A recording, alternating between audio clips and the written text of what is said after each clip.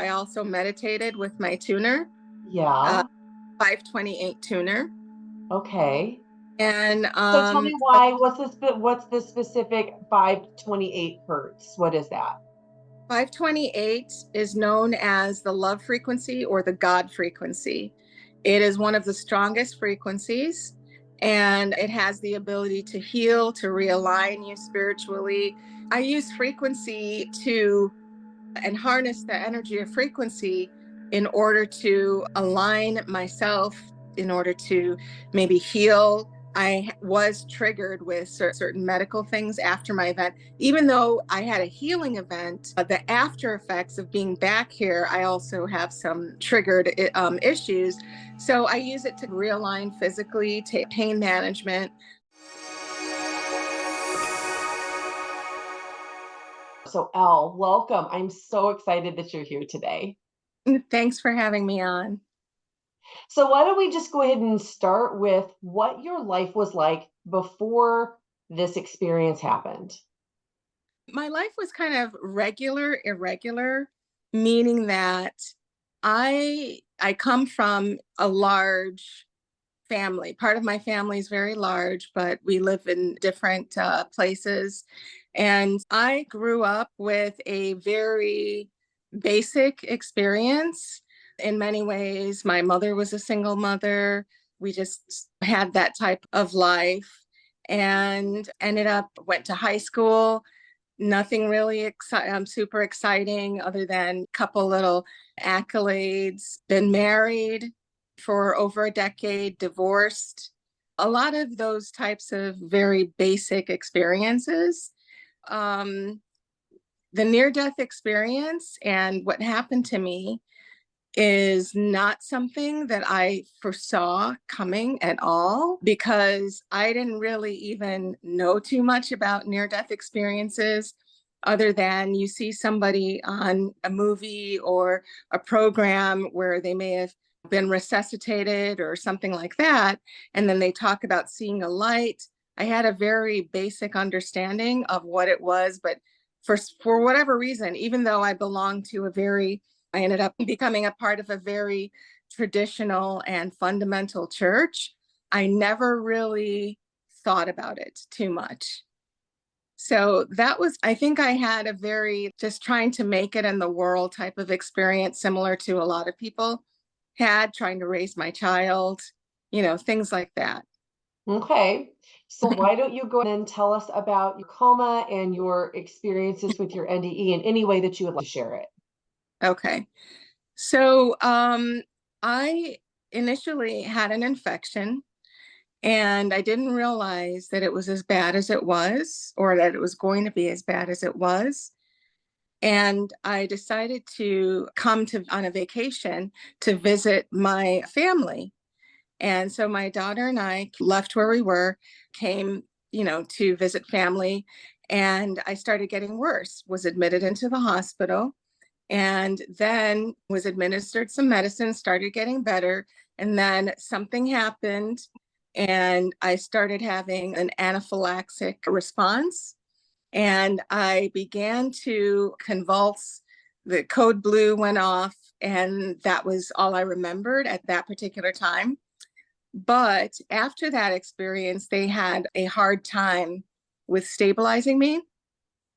So I was transferred to a different hospital, and ultimately I was intubated because my organs were starting to fail and I was going into septic shock. And I don't remember, of course, when I was told, oh, we're going to intubate you. I don't even remember the last person in my room, but I remember almost everything that happened in my coma, and I'm still continuing to pull out pieces of it as time goes by. Let's just say in November, that this was in 2015, but because my experience was just so otherworldly, and because sometimes it's a benefit, sometimes it's a fault, I wanted to analyze and process So it took 7 years to analyze and process. That's not uncommon. Integration for these near-death experiences, I think that there was an average of 15 to 20 years before people would even share their story. It's a lot of time to integrate. So you were actually kind of on the fast track. Well, that's good to know. I did get an email from a doctor once who told me, who saw me on another podcast, and he said, "Thank you for sharing your experience." He said, "I had one too 15 years ago." He did say that. And he said that he's been reluctant to share about it because he's a doctor. And I encouraged him to start talking about it. It's so interesting because I love the time that we're in right now. It's such Mhm, a different time than it was even 5 or 10 years ago. These stories are mhm, definitely, everybody's coming out of the woodwork. They estimate that millions of people have had near death experiences because our technology has increased to the point where we can resuscitate people from heart right, attacks. We know how right, to do Heimlich maneuvers. We know how to bring people back when they've drowned. And so more and more people have these experiences, and it's becoming more and more mainstream, and people feel okay to share them. So I always am so thankful for people like you because you are sharing experiences that most people will likely never have, mhm. and it's giving them a glimpse of what we truly are. Exactly. Which brings me to one of the things that I learned. I had three guides, and they were there for different purposes. One looked like my daughter, and I knew it wasn't my daughter, but I treated her as though she was my daughter. And she was there to ground me and help me to stay anchored to waking life, to the world. And also, after reconvening with my daughter after the whole experience, she was experiencing a lot of spiritual things, like in dreams, seeing different symbols of life and what have you. And she's an old soul, so she would look certain things up and see, oh, this means that. And so I felt as though there was a cord of connection, which to me speaks to the bond between a mother and their child, that spiritual connection, because their address was your stomach at one point. So, That's so true. What a great way to say that. Of course, you're right. yeah.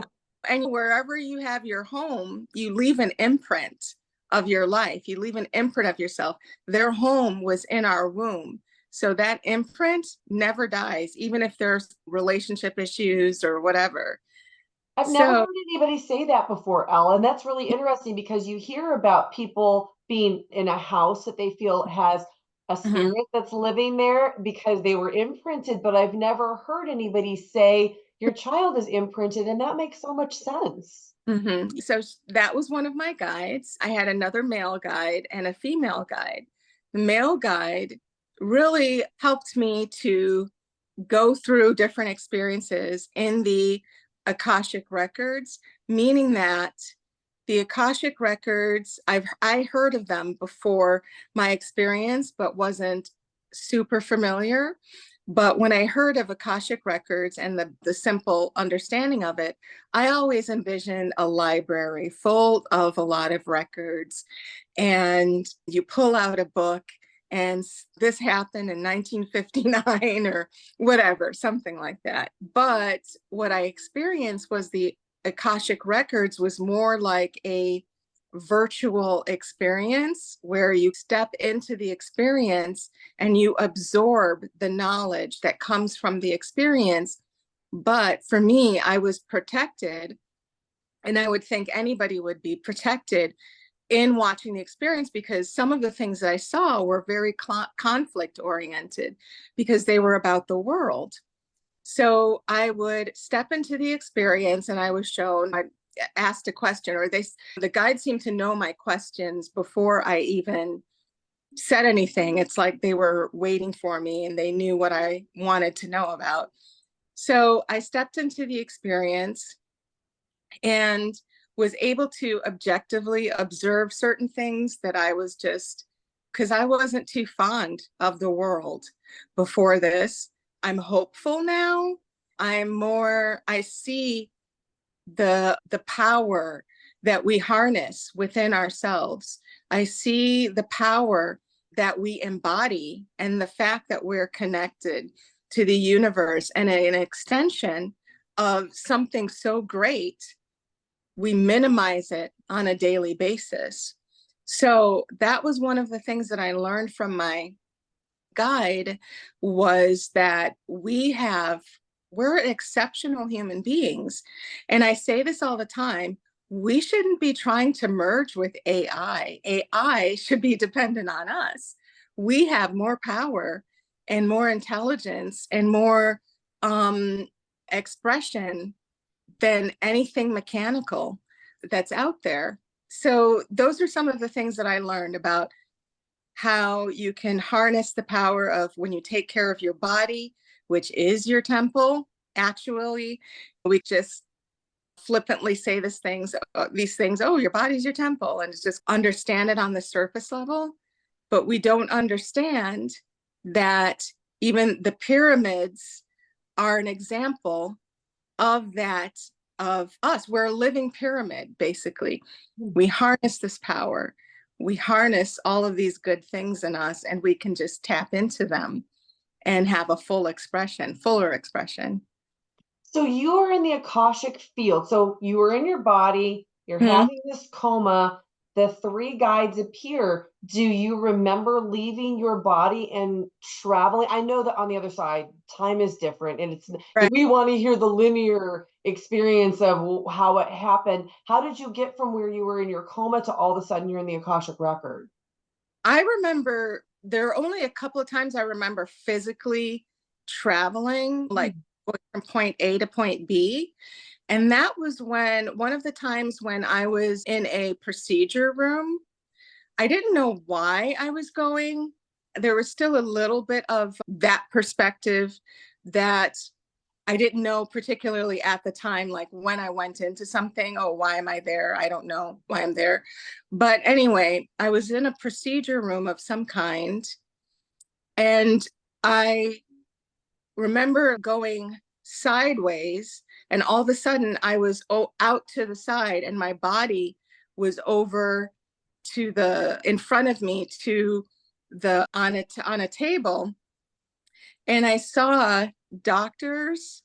I don't think all of them were doctors, but they were a couple doctors, and then some other, whatever positions they were in, were talking about me and about the terrible state I was in, that they didn't think I was going to make it. And I was getting mad. I was saying, what are you talking about? I'm right here. And I was, trying to understand why they were thinking what they were thinking, because I felt so fine. I felt like there was nothing physically wrong. I felt no pain at that particular time. That was one of the times that I traveled. Another time that I traveled was when I traveled out of my body and into space. And I didn't know, I've said this before, that you don't really, when you're in the spiritual realm, an astral realm, you don't really think about logic and what makes sense and what doesn't make sense. Your mind merges with the universe, and with your consciousness elevates, and you just process information that comes at you the way it is in a pure form. So I didn't think, hey, why am I traveling through space? Where's my oxygen and how am I able to breathe? I just traveled through space. I saw a nebula. I thought, wow, this is really cool. This is really beautiful. I just moved around, and then I looked down and I didn't have a body. But I must have had, in my mind, I'm thinking I must have had eyes, because I could see out. Where's the body? And then I realized that I was an orb traveling. And so after the fact, because I've always wondered, when you see on shows or something where somebody's captured an orb, I've always wondered where the human is in there. You know what I'm saying? Like, how does consciousness work in there? And now I understand it better. is that your consciousness and your soul is actually an invisible imprint that can fit anywhere. And so an orb, which mimics the life, everything's a sphere, lots of things are spheres. So that's why we leave our earthly avatar body, and we're able to, when we do that, we become an orb. I love that explanation. That's really neat. One time, many years ago, I was in Philadelphia and I was Mhm. at a building that used to be a hospital during the Civil War. Oh And boy. all of this is back when you had the film, you had to develop film to Mhm. get your pictures. And Mhm. all of the pictures before I got to Philadelphia, none of them on that roll of film had any orbs in it. But all Mhm. around these different historical sites, there were orbs. We did this ghost tour. There were orbs in this cemetery. And Mhm. then afterwards, there was still film left on there. I think it was 36 pictures, and there were no orbs afterwards. So there are Uh, definitely things I think probably a lot of people can relate to finding yeah. in pictures. I've also Yeah. seen green orbs several times in videos, and they Mhm. move around differently than where points of light would be a reflection. I think that's really neat. Yeah, I think so too. That was a great experience, and it just shows your true body or your true self is this big. So we're just carrying around, or we're just fit into this body here. So you had some other experiences while you were on the other side, and it sounds like you're almost like in your body and then out of your body and then in your Yeah. body and then out of your body. How long were you in that coma? 2.5 months. Oh, that's a long time. Mhm. Okay. Yeah. So what else did you experience from like a near-death standpoint? I also traveled to another planet, and Okay. I saw on this other planet a species of beings that were translucent, very white, almost translucent, but they had different aura glows from inside of them. And so they were just going about their day. I was with my guide off to the side, and I've seen some things recently. There's an interesting story about this. I've seen some things recently. Have you seen where the event happened? I think it was in Arizona, wasn't Where it? I live. Yeah, where you are, where those people saw those ETs in the backyard. I haven't heard of that. No, I haven't heard of it. Okay, that was a really huge thing. It was on the regular news, and they saw ETs in their backyard. Something crash landed, the police had come, things like that. And they said that when the ETs were walking, they're stuck, like their time was different, and there's like a time delay, like they weren't moving the same way. And the same thing happened in something else that I saw, where they had said the same thing, that the creatures were moving like it was like they weren't in the same dimension, like they were out of sync with our time and dimension. When I was on that planet, I was like, my frequency did not match their planet, so I was deformed, and my human expression wasn't the same, if you know what I mean. Like I wasn't presenting the same way because I'm not from there. So I was just watching and observing as my guide telepathically would say, observe and watch then telling me that there are other intelligent life in the universe and things like that, because that was also one of the questions that I wanted confirmation on. This is And amazing. So you yeah. did, you got a big confirmation. So you described them as a translucent being. Did they Hmm. have a physical form that's similar to a human with a head and arms and Yeah. torso? Yeah, they Were did. they the same height? Were they No, large? they were different heights. Like smaller, taller, less? Some were smaller, not really small, but some were smaller than others, like us, like we have different expressions. So the interesting thing about that is that somebody emailed me saying that they were listening to one of my podcasts and they had it on in the background as they were doing things. And they did a double take when I said that about the creatures with translucent skin. Okay. Or I shouldn't say creatures, the beings with translucent skin. And they did a double take because they had gone to, I guess, a psychic that they know. And the person was doing some type of, I don't know what they were doing, but basically they were told that their soul or past life or something to that effect was a being and was describing them as with white or translucent skin and that they glowed rainbow colors from within. And so then they were shocked and then they went to the screen and watched what I was saying. And the interesting thing is that I had gotten from my guide that they are expressions of different, just as they are expressions of different species, we have different ethnicities that mimic a lot of that expression. It was interesting. And they gave me, I won't say what this person was, but what I was told that it would mimic here, like translate to here on Earth, this person happened to be that particular ethnicity. So I was shocked.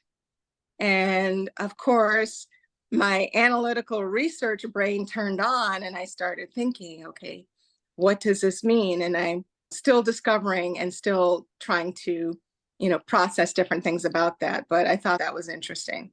What a confirmation for the person watching you, because I think that the universe gives us signs when we get information and it Mhm. resonates. I think we often get signs if we pay attention that confirm different things that we're told, especially when we're working with a medium or somebody about something about a past life or Mhm. about something that we were. So these beings that you saw, were they androgynous? Did they have a female or a male feel to them? They seemed more androgynous. Like I couldn't really tell who was specifically male and who was specifically female, or even if they had that. I just observed and they were just there. You observe them doing their life thing that they were doing on Yeah. that planet. Did you understand what actions or activities they were doing, or was that also No, foreign to you? that was foreign to me. I didn't know what they were doing. I didn't know. I was just watching. Did they sense you at all? Yes, I think they know about humans. That I could gather was that. And then my guide also conferred that. He said they know about humans, but they didn't really try to reach out. They just looked at me like, oh, there's another one over there. So I don't know if they're used to that happening or what was the case, but they're aware of humans. You talked about the frequency being different. So let's talk about that for a second, because I think frequency is it's an interesting thing. From what I understand and from my experiences of being out of the body, our frequency on the other side is much different, and our frequency of our higher selves is much Mhm. different. This is a low density, low Yes. frequency planet that we come to have these experiences on. Mhm. And you said that your frequency, even as your soul version, was warped a little bit. Can you Mhm. describe a little bit about what you mean about their frequencies and what you've come to understand about that? Yeah, what you said is true. The same thing that I was taught, observed, etc., is that everything, the entire universe started with sound frequency. Even in the Bible, it says that. Okay. Even in other spiritual texts like the Nag Hammadi, it says certain things like that. But sound is a creator and it can destroy. So that being said, frequency is an energy that we particularly express. We don't know necessarily that we express it because a lot of things are turned off and tuned out in this, as you said, low density Earth. So we don't have the full expression and understanding here. That's why people, ascended masters like Jesus, told us that we need to go within in order to acquire the universe, is because out here, you're not going to get it. Out here is too dense. Out here is too jumbled up or whatever. You have to go within. And that's where our consciousness, our soul, the expression of what we are in that orb form, it's within.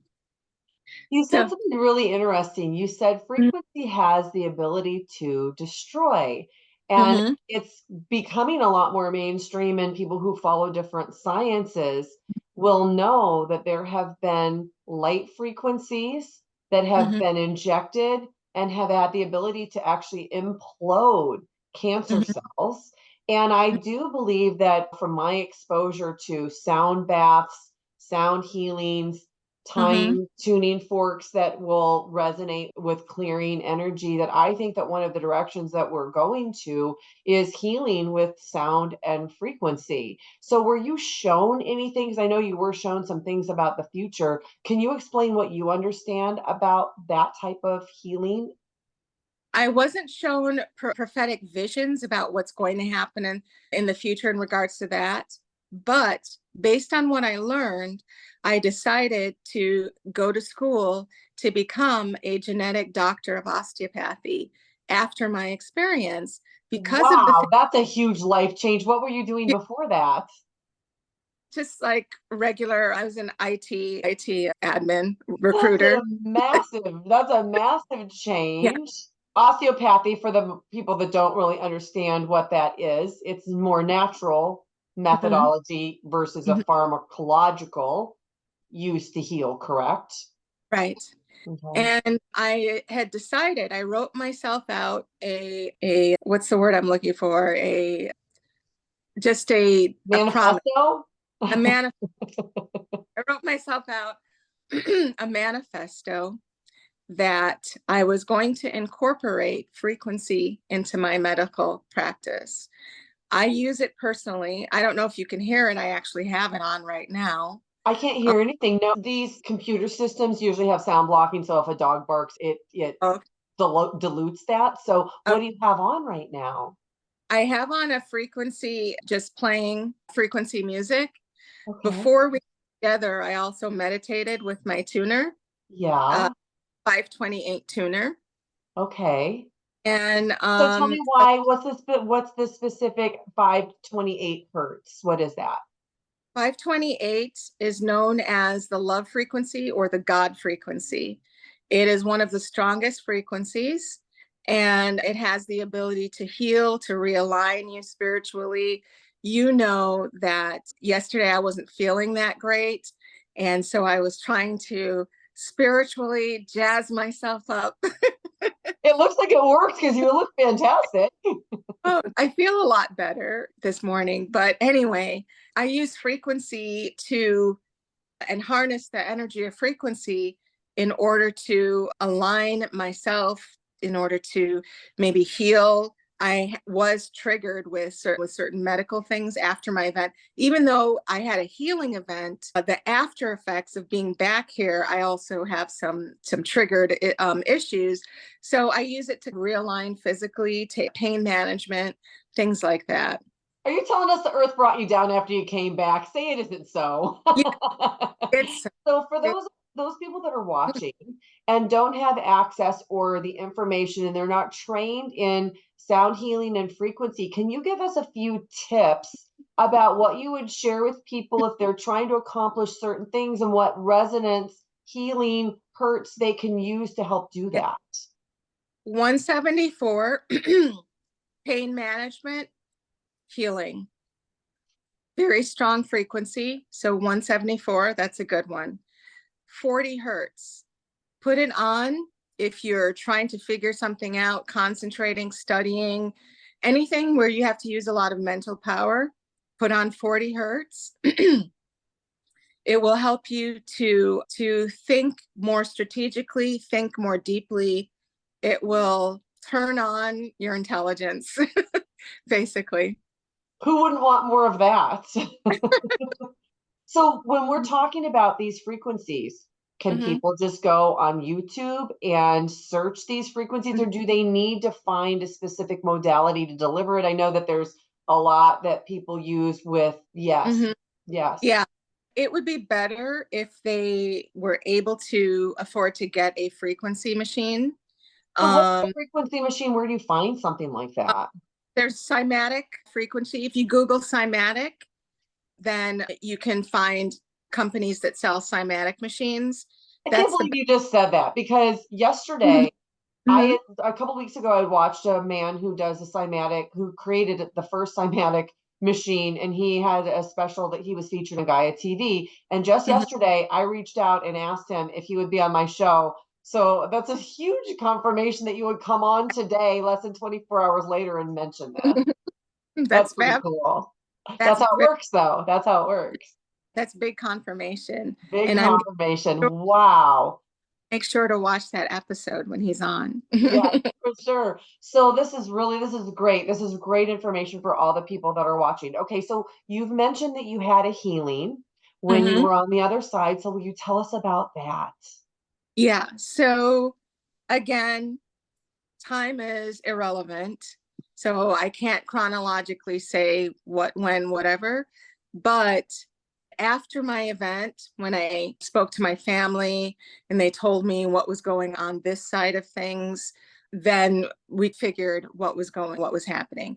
I was taken to a place that was like a room. Also, a little note on that is one of the things I started to understand after the fact is that I noticed when other people had mentioned about being dead or being on the other side, they always said, or many people said, it was a room. And so I was analyzing that, and I was thinking about in the Bible where it says, in my Father's house, there are many rooms. And so I started to recall certain things. And I believe that the rooms are dimensions. Okay. And that's what this is good. The rooms are dimensions. That makes so much sense. I was in a room, and after being shown Akashic things, events, whatever, and then everything just all of a sudden became really still and very quiet and very silent. And my guide said, stick out your left hand. So I did that. And a silver sphere appeared in my hand that I still don't know why that will ultimately come, but a silver sphere appeared in my hand. And around that was Jesus in his light body. And it was all telepathic. You are loved. I love you. You're protected. You're lots of different affirmations. And when he came forward, a light panned around the room that made a tunnel. So the light became a tunnel. And I wasn't thinking at that time, oh, here's the famous tunnel that everybody talks about. I was just in the moment, just at peace, and just, I didn't even really panic or anything like that. Oh, this is it. I'm about to cross over, what have you. And so when after that happened, the light stayed there for I don't know how long, but it stayed there for a little bit. And then I heard it's not your time, and that I was going back, and then the light panned back around from where it came. And that was all that I remembered from there. So when I spoke to my family and I was telling them, blah, blah, blah, I saw this and that and the other. And they told me, you crashed, you were crashing. They'd taken me off of life support. Okay. Because I was on life support because my organs were no longer functioning. My lungs, they were toast. They weren't functioning. Kidneys, things like that. At one point, they were going to or talking about maybe dialysis for me. They were talking about a lung transplant. They were talking about ways to try to save me, but I didn't qualify because with those things, you have to be able to walk. You have to be functional. They scanned my brain for activity because that's a part of when they're preparing you for death. They scan for brain activity. And they gave me a less than 1% chance to survive. So they were fully expecting that I was not coming back at all. I began to crash, and then all of a sudden, my oxygen started going up on its own. Mind you, they weren't going to save me any further because they'd done all that they could do, you know. There's only so much that you could paddle, for example. But anyway, so it started going down, and then all of a sudden I started breathing. And so they were shocked. They had an oscillator ready to put me on if by the almost zero chance that was going to happen. They put on the oscillator, and then it assisted with me breathing more and more. So I believe that's when my healing event happened. And then that healing energy followed me when I came out of my coma, because, and I've said this at other times, I had a tracheotomy, I had a feeding tube. When the tracheotomy was finally taken out, first they put a little voice box on there before they take it out so that you can practice with your voice, say some things, whatever. And when they took it out, when they took the trach out, my trach healed in a day. And my doctor, he looked freaked out. And when he came back, he brought somebody else with him. And I was just, oh, that's great. I believe in drinking bone broth. That's one of the things that I used to drink because it's healthy for you. And I know that it promotes healing. So I'm telling everyone, it's the bone broth. I drank bone broth. And the secret healing from Jesus. Because I was still processing everything then. Everything was fresh and jumbled. Right. So anyway, then my feeding tube area, that healed in about 2.5, maybe 3 days. So they were all surprised at how quickly I was healing, how it seemed like something was going on. They didn't understand, whatever. And so that was my healing event. That's absolutely incredible. So can we go back to where the silver orb appears in your hand and then the light being of Jesus comes in? Does he say, "Hey, I'm Jesus," or do you recognize his energy? I recognize his energy, and his energy did not have a Jesus's energy was just dominant, and it was loving, and it was neutral, and that was the energy. And also, from what I know Jesus to have looked like, though none of us really do, but what I know of Jesus to have looked at, that's how he looked. And also my guide said this was not in words, but gave me telepathically, said Jesus, and he said Jesus. So I know that was Jesus. Yeah. So a lot of times when people have a near-death experience, they talk about the feelings of what it feels like to be on the other side, or what types of feelings did you have, if any? Yeah, it's the same thing. And I don't know if other people experience this, but it's like hard to translate. Yeah. Because it doesn't match the energy of this dense world. So it's hard I can't say everything. On the other side, things are more feeling and energy. And on this side, things are more words and misunderstandings. What did you say? Misunderstandings. Misunderstandings. Yeah. I think that's why we have things like hugs, because when you hug somebody, you don't need to say anything. Your energy metaphysically, physically, chemically reacts with and even from the physics perspective, reacts with the person that you're hugging, and your energies merge, and there's a feeling that's emanated that can't be explained. It's just an understanding that's connected to the universe. So a hug, you don't need to say anything. You just connect. And there's just this understand, that's how the other side is, that words don't mean as much really. And even those feelings, the emotions that we have here are tainted by ego. They're tainted by just three-dimensional expressions of ourselves. On the other side, it's completely pure. Yeah, that makes a lot of sense. So can we Mhm. go back to when you had your Akashic record life review and it was this holographic experience? Were there any events that you saw from that perspective that stood out to you that you can share with us? I talk about this in other podcasts, and I spoke about them before they happened. They've now since happened. Oh, So so you saw things from the future. yeah, Okay. Yeah, I'd yeah, love to hear this.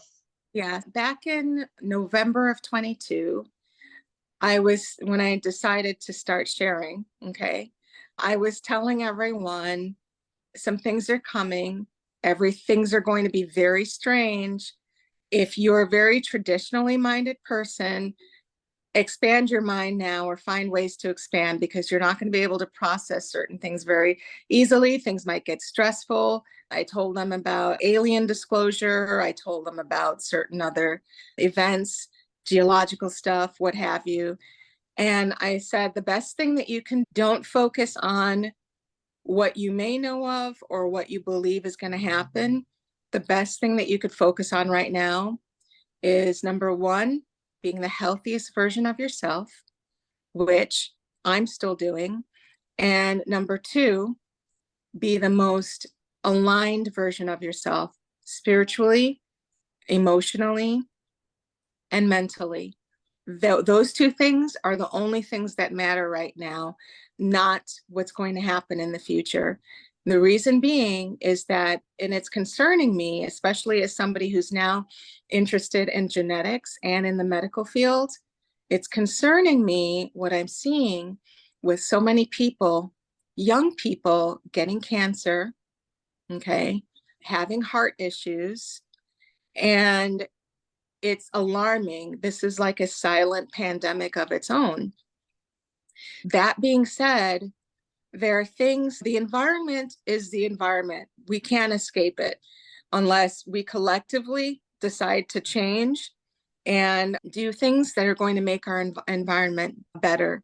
But since we're not in charge of a lot of these things, what we could do is harness our own inner power and take it back and do some of the things that we need to, that we're designed to do, because we're a very intelligent machine and then very intelligent design. God knew what it was doing, is that we can do certain things to help our physical expression to be better and our spiritual expression to be better, so that we can handle the stress, handle the changes, and that we can handle some of the toxicity in chemicals, in food, in all of these different things.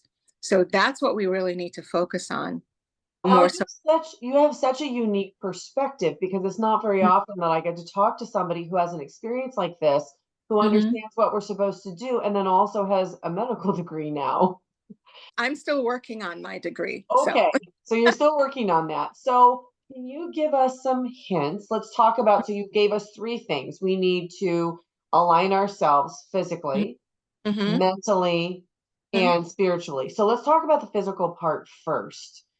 What, from your perspective, can people do that will help make them, maybe like the top three things that they could do to help make them physically better? Incorporate a detoxing regimen 4 times a year into your life. 4 times a year, take however long, varying degrees of detoxes. And some detoxes you can detox in 7 to 10 days. Some you have to do it for a month or whatever. Whichever modality you choose, do it 4 times a year, all of the seasons. Our bodies and our energy is cyclical. So we need to move in those cycles, move in the rhythm of the earth. So that's one thing to detox. So we're talking about vernal equinox, autumnal equinox, all of the equinoxes. doing Yes. a detox. Okay. And if you don't know what the equinoxes are, you can do winter, spring, summer, fall. Which they Yeah. coincide. There you go. Okay. So that's one of the things. Second thing, throw out everything that's GMO, bury it in your backyard. No, don't do that because you don't want to taint the earth, but get rid of it. Make a decision, get rid of all GMO stuff So for that you might. people who don't know, what is GMO? Genetically modified organisms. And So how some in the world do we do that when the seeds have been, Monsanto has a market on modifying corn and tomatoes and almost everything that's out there. So how do we even discern what's not been GMO modified at this point in time? even though this isn't foolproof, do your best to buy organic, even if that means that you have to reduce your grocery bill because organic is expensive. Yeah. Also, regardless of the space that you're living in, if there's a way for you to grow some of your foods, grow some of your foods. And now they have those like air aquaponic growers that you could even put in an apartment, and at least you have some organic, fresh things. Don't use seeds from a packet that come with something unless they say organic, because even some of organic stuff is a little bit convoluted. So you have to be careful, watch labels, but do your best to get those types of foods. And this is why the detox is important, because it's trace exposure or cross contamination. That's why detoxing 4 times a year is important, because you are going to get chemicalized in your system. Your water that goes through your tap has people's COVID virus in it, their COVID medicines in it. It has, that's how they test the water, that they test the water for those things, and they're still there and we're ingesting it. Drink filtered water, get the best filter that you can. Or Even spring if, water or spring yeah, water. spring water. Yeah. So it's interesting. I remember watching a special, I don't know, maybe a year ago, that they had done Mhm. a test on the water. And do you know what the most common derivative in the water was? Antidepressants. Yes. Yeah. And what do antidepressants do? They can if you don't need antidepressants, they could cause depression, cause suicidal ideation. They could interfere with your fertility. Mhm. Yep. Okay, so you've given us detox and getting away from the GMO. Can you give us one more thing about what we can do physically with our body?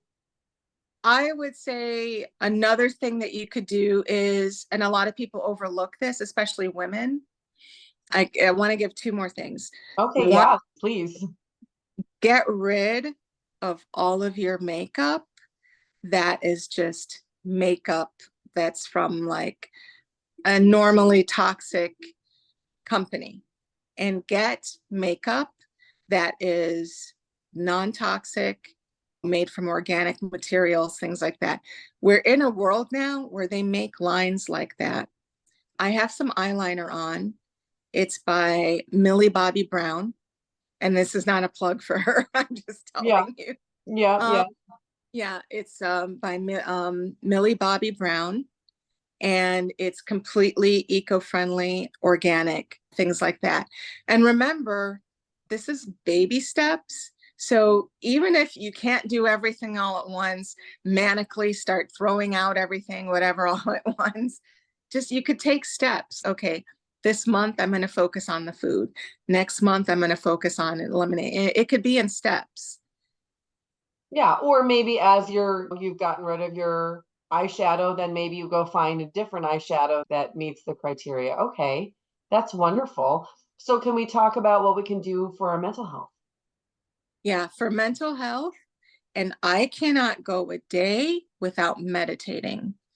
You need to pray, meditate every single day. This is like medicine, because you think about it, we are energetic beings. We have an aura that extends at least, what is that, maybe 12 inches at least, maybe more, out of our body. So if we're not feeding that energy and making sure it's clean And that's really hard as a human being, and especially in this particular world to do that. So it's like those people who would always like, you're driving and somebody would come up and spray your windshield and try to wipe it off. You and I were both in Chicago, so yes, we've experienced that. Yes. So you have to be like that. You have to constantly spray your windshield. And that's what praying and meditation is like. It's like spraying your windshield and keeping that window clean. I want to mention something because I know I'm a person that has never been able to meditate. I can't. I could sleep 12 hours. I could get up and I will fall asleep meditating. It doesn't work for me. And there are probably a lot of people out there that are watching that doesn't work for them. So there are other things that you can do. You can Yes. do things like walking meditation. I talk about this a lot. That's what Mhm. I do. I spend time in nature. It's where you're centering yourself. It's where you're trying to not have any thoughts while you're in that space. And nature is definitely an accelerant that can help you get to that place. So when she says that and she says meditate, you don't have to sit cross-legged in a room and close your eyes and do this for hours. You actually have other options that if you're like me and you just can't meditate. A couple of things on that too is that you can also chant as your meditation. Look up different words that you can say. One that I was given by my guide was, I am what matters. I am what matters, because the words, that frequency is matter, is what's needed in the universe, is what the universe is made of, is matter. And I am is also another word for God and also a word for us. So I am what matters has a double meaning, or maybe triple meaning. So when you're meditating, I am what matters, I am what matters. You chant. That's why lots of Buddhists chant. That's why people pray the rosary, because chanting, if you're just brain dead, you just have too much on your mind, whatever, you can't focus, chanting and just saying the same thing over and over again, that creates the frequency that you need to align yourself on puts it on autopilot. That's a good way to meditate, even if you're not good at meditating as well. You don't need to plan out an hour to meditate. You can meditate for 10 minutes, 15 minutes, once or twice a day or whatever.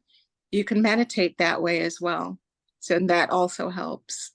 And I think that this also touches a little bit on the spiritual part of it. So we talked about meditation from a mental health standpoint. Of course, it's a spiritual practice as well. What else can we do spiritually that help us? Definitely frequency. When I'm upset and or overwhelmed or something, and I don't know, maybe some people think that because you've had a near death experience you have no more human emotions ever. That you I just put on frequency music and let the music do for me what I cannot do for myself at that particular time. Okay, Or I love it. Oh, this is so helpful for everybody watching. So you also had another experience that I would love for you to talk a little bit about when you were in your coma state, and that was that you merged with a few different things. Mhm. Can you talk Yeah. about that? Yeah, when I was in the Akashic Records, my male guide kept telling me to merge. And first, I didn't understand what he meant by merge until at some point I saw my energy just was drawn into certain things. So I merged with a lily. And I remember, like, when you become something, you're not pretending to become something. You're not thinking of yourself thinking like that thing. You are that thing. So I was given the feelings that lilies have, actually have, the thoughts, the shown that they're conscious beings, because again, that was one of my questions. And yeah, and shown that they are conscious and they have an expression all their own. I was told to merge with a tree, and trees afterwards, I, here's an example. This is the impression it made on me after the fact. I was in one of my classes, and long story short, I had to do something with basil. It was about, we're talking about biological things, okay? My basil that I had was taken care of. because I had to do some things for an experiment, it started dying. I felt so badly. Basil was dying at that particular time because I had to dissect some things or whatever. But anyway, trees, I have a whole new respect for trees. That was one of the things that I'd gotten back in 2022. That was another thing I told people. Trees are conscious, that scientists are actually going to start trying to do experiments on trees to see if they can communicate with them, see if they can garner information, see if they're conscious. And about maybe 3 months ago, I saw something in the news that in my news feed, yes, that they're doing experiments on trees now and everything. I hope that information is not abused, okay? Because trees are very wise. They know what's going on. They know the truth of what has happened for years and years. They have our history. They're very intelligent. They have a long memory span. And what they've since found out recently with trees is that they have a particular part of their body that we have that allows us to see. They have that all over their body, so they can distinguish between colors. They can distinguish between people, for example. They're very conscious. We need to be careful with how we treat trees, and we need to respect them. That was one of the things that I learned from merging. Oh, I could kiss you right now. I am such a big tree person, and I want to share a little story with everybody. Back in a few months ago, I interviewed a man who had a near-death experience, and he had grown up as an arborist. He owned property and he grew trees. But in his near-death experience, he was stopped by Archangel Michael and he was told he had to come back. He had a mission. And angels came to him and ultimately gave him a manifesto, 7-page manifesto that told him his mission was to save all the ancient trees of the world. So it's 30 Mhm. years ago. This interview is going to be posted on Arbor Day, which is April 26th of Mhm. 2024. I'm going to be publishing this article, this interview that I did with David Millark. The organization is called Archangel Ancient Tree Archive. They have Mhm. archived and cloned over 150 of the most ancient trees in the world. The largest cypress tree, the largest redwood trees, the largest sequoia trees in the world. And they have been replanting them further north. And David in this interview talks about how trees are antennas that Mhm. actually take energy that doesn't belong in here and they filter it and send it out into the universe, and then they take energy that needs to come back into the earth and their filtration systems. And what we've done is we've deforested the largest trees and we left all the smaller, weaker trees that make copies of copies. And so what this organization is trying to do is to reestablish all of these giant um, trees that have the ability to grow faster, to proliferate, and to restore our catch Mhm. carbon and carbon dioxide and carbon monoxide, and Mhm. restore the histamines in the earth that are gone now. So I'm really excited that you're talking about this because it's Mhm. something I'm super, super passionate about. And I'm really excited to share this story with the world coming up in April 2024. That's exciting. I'm definitely going to watch, and offline, I want to find out more about the organization and Okay. Yeah, I this. will tell you all about it because I'm a big part of it now. I actually just got back 2 days ago, and they're training me to be one of the first female tree climber to go up, and they want me to go up into a 200-foot redwood tree and do some cloning. So I'm Wow. learning how to do all that. So I am working really closely with this organization. It's pretty exciting. Oh, that's great. And Yeah. yeah, that is true. Some of the things that I got from my guide are the energetic things. They're like a mycelial network, as are we, but they are connected to us, and we don't realize that they're also connected to us. I think genetically, we have 83, somewhere 5 to 83% commonality with trees. how does that happen? They're trees. We're us. And I also had gotten that one of the reasons why trees are trees, meaning that they could stay in the same place, have their full expression, is because they're so highly evolved and conscious that they just need to be still and know that God is God, basically, and just exist and do their thing. Whereas we have to run over there and we have to go over here and we have to do stuff. We have to move in order to express ourselves fully. Wow. So that's great. And everybody watching can learn how to communicate with trees. We don't have to have a scientist. We don't have to have an interpreter. You can learn how. And when you watch the video that I'm going to Mhm. put out in April 2024, you'll be able to learn how you can stand against a tree and learn how to communicate with them. They Yeah, do pick up your essence. That's definitely true. they see you. Yes. So yeah, Yes. if you hug them, they can hug you back. Yes, yes, I love this. I love this. This is so great. So, what else do you want us to know about your near-death experience? Because you also learn some things about who we really are on Mhm. this planet. Are you leading me to? Yeah, why not? We've talked about everything else. Yeah. Basically, one of the reasons why I'm interested in and I'm studying genetics is because I did learn that we were assisted in our evolution and development as Homo by other intelligent life. And we're also expressions. They're not our gods, okay? We all have the same one God, okay? And they don't lord over us, but they are more brothers and sisters that have helped to guide our humanity and guide our existence here on earth.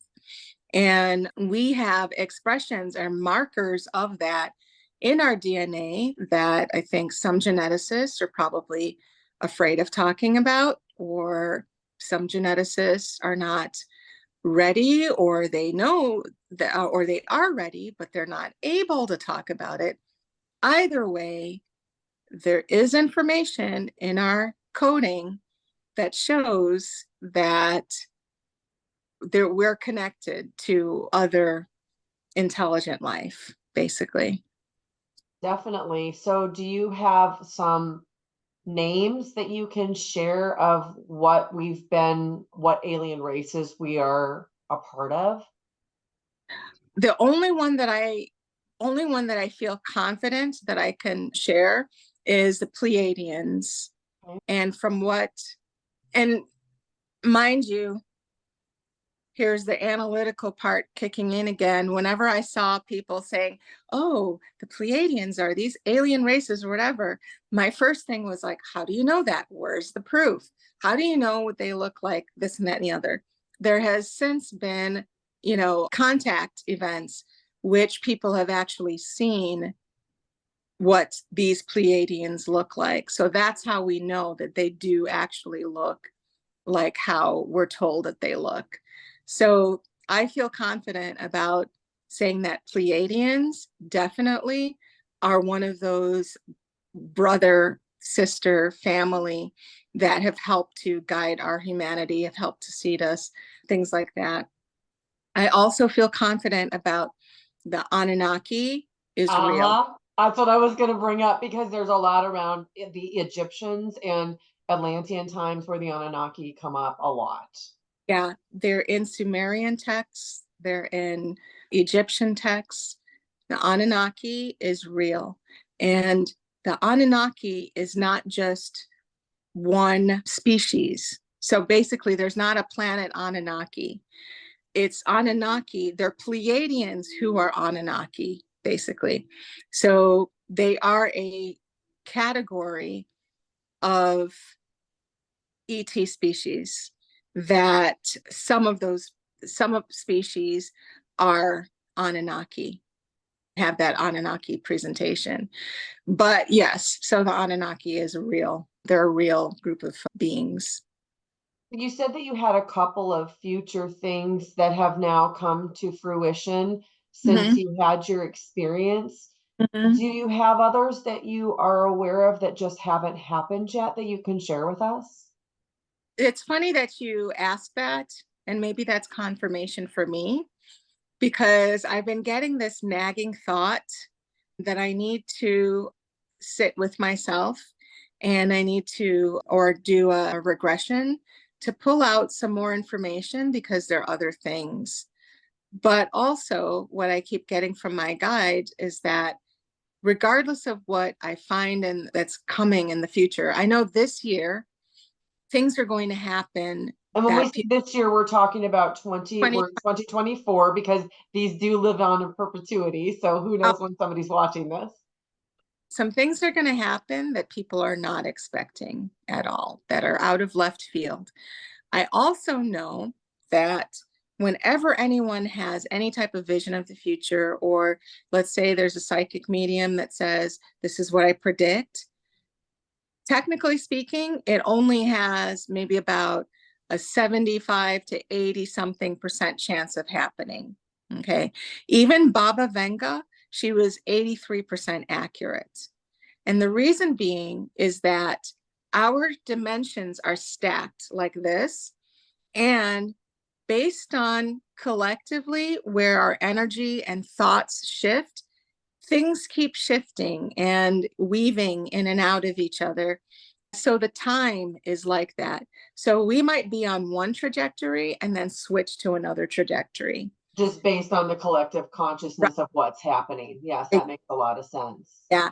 And that being said, regardless of what we think we know or that we see in the future, it's best for us to focus on how we're going to express ourselves and how we're going to be if and when that thing happens versus what that thing is, because we may not have as much control over that, but we can control ourselves basically. So that being said, you're going to say something? I was going to ask you, can you Mhm. share what these out of left field things are? Do you know? I don't know, Okay. because I was starting to be told, and I was like, no, don't want to go there. I don't want to get all of the information. So I blocked it out And now on you're purpose. like, what was I thinking?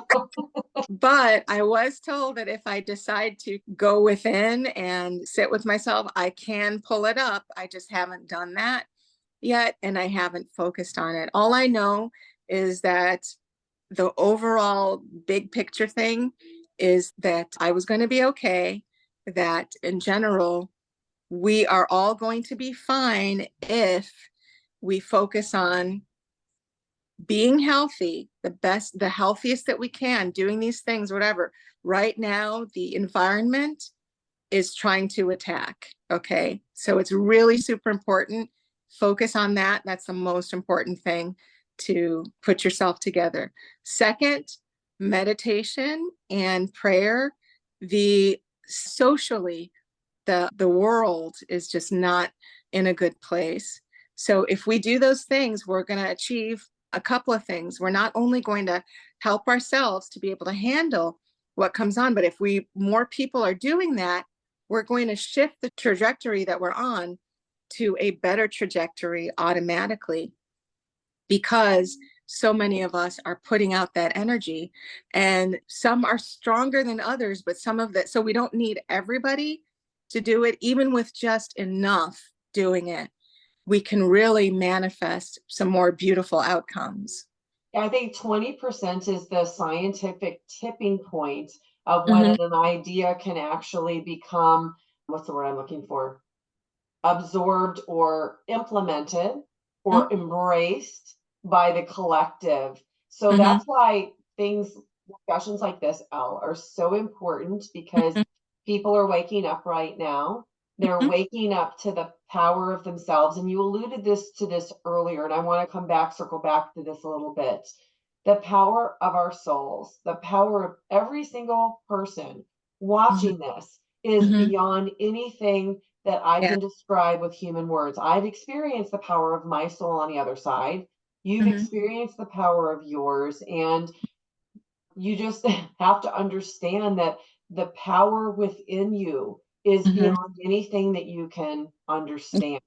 And you Yeah. have the ability to tap into it at any time. And if you want a confirmation of that, then ask your guides to show you, to guide you. Obviously, there's no accident if you're watching this. You're Mhm. here because you are waking up. And I just think that these are the most important conversations we can have right now. Exactly. 100% true, for sure. So, will you share with us what you are working on, how people can work with you, contact you if they have questions, and what are you open to? They can email me by emailing me at the words less than and then the number one and the word percent 1111 at gmail.com, Okay, I'll which put again, that down in the show notes. yeah, which again, numbers, if you're seeing numbers, that's a calling sign for you to wake up. And it's also a frequency. I do have a website, the letter U, the letter R, the letter L, URL 1111.com. But one of the things I'm really proud of is the Near Death Institute is made up of near death experiencers, out of body experiencers, and those who've had transformative experiences that are working to be supportive and get support spiritually, mentally, socioeconomically. And because when you have a near death experience, you come back and we're real people that are back into a somewhat into a low vibe world. Some people have just, it's turned our lives upside down. So there are real things that we look at, deal with, and ways that we want to express ourselves in a new way. So if you go to near-deathinstitute.com and just check out what the Institute does, that would be very helpful. And the Institute has a book coming out March 21st Of and 2024. 24. Please buy the book. Now, do you also have a book that you've written? I do have a book that I've written, but I haven't published it yet. Did you know? Did I tell you I was writing a book? Oh, I think I heard you mention it another time. Yeah. It might yeah. have been in our conversation before when we were talking before this interview. Yeah. That's great. When you have your book out, I would love to have you come back on and talk a little bit more about some of the topics that you cover in your book. Okay, sounds good. Okay, great. Elle, you are so articulate. I love all of the conversation that we've had today. You've exposed us to a lot of things that we can do to help empower ourselves, and I really appreciate you sharing all of that. Thank you so much for everything you're doing in the world, and thank you for our discussion today. Thank you. And thank you, everybody, for watching. Bye. Next up, check out this playlist of other NDE interviews. Please like and subscribe. It really helps this channel to grow so I can bring you more content. Thank you for watching. I'm so glad you're here.